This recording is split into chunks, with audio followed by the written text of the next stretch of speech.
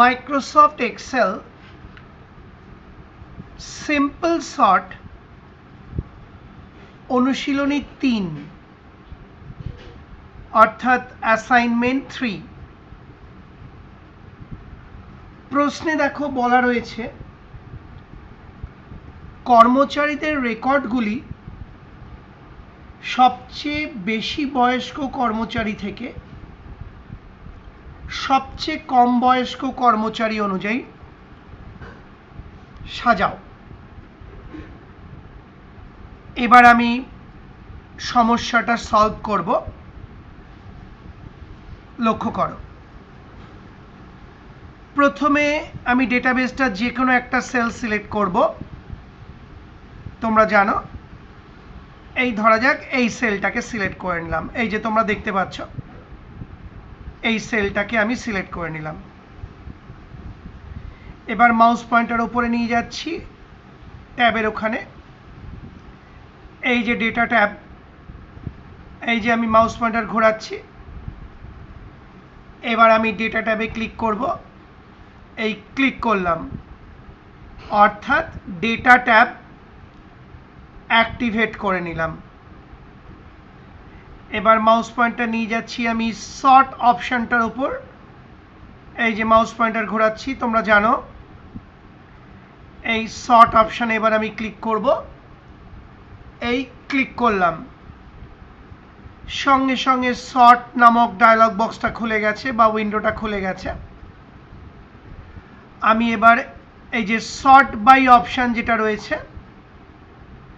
তার drop down list আইকনে click করছি।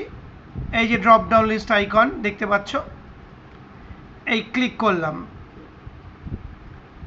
এখান থেকে আমি সিলেক্ট করব এজ কলাম, কারণ বয়সের ওপর সর্ট করতে বলা আছে। এই যে আমি মাউস পয়েন্টার ঘোরাচ্ছি, এজ কলাম, এই এজ কলাম সিলেক্ট করলাম। এবার আমি মাউস পয়েন্টার নিয়ে যাচ্ছি অর্ডার অপশানে, তার যে ড্রপ ডাউন লিস্ট আইকন আছে সেইখানে নিয়ে যাচ্ছি। এই যে ড্রপ ডাউন লিস্ট আইকন, এই ক্লিক করলাম।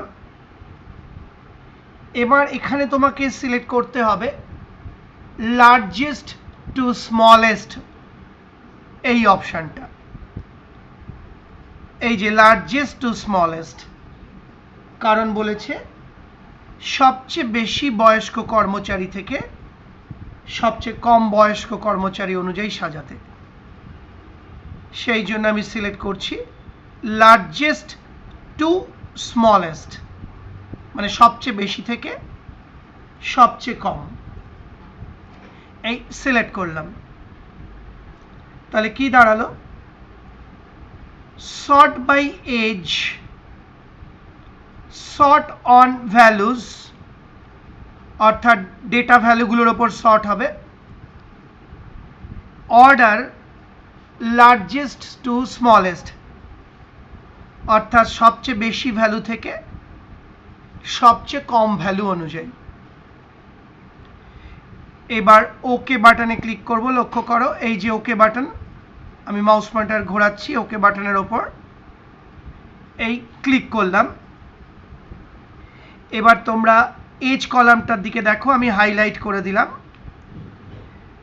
সবচেয়ে বেশি বয়স্ক কর্মচারী অনুযায়ী বা সবচেয়ে বেশি বয়স্ক কর্মচারী থেকে সবচেয়ে কম বয়স্ক কর্মচারী অনুযায়ী বিন্যস্ত হয়ে গেছে।